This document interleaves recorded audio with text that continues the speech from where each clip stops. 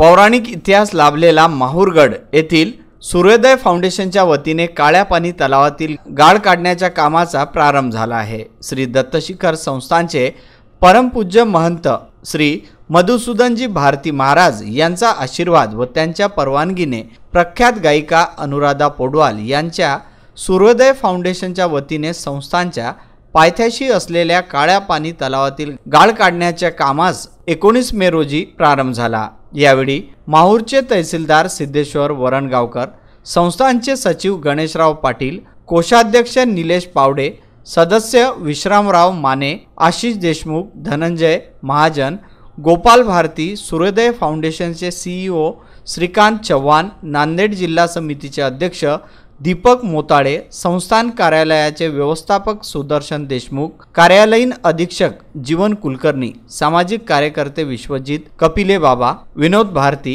यांच्यासह मोठ्या प्रमाणात भक्तजन या गाळ काढण्याच्या कामाला उपस्थित होते। माहूर येथून संजय घोगरे व राजू दराडे यांचा हा वृत्तांत।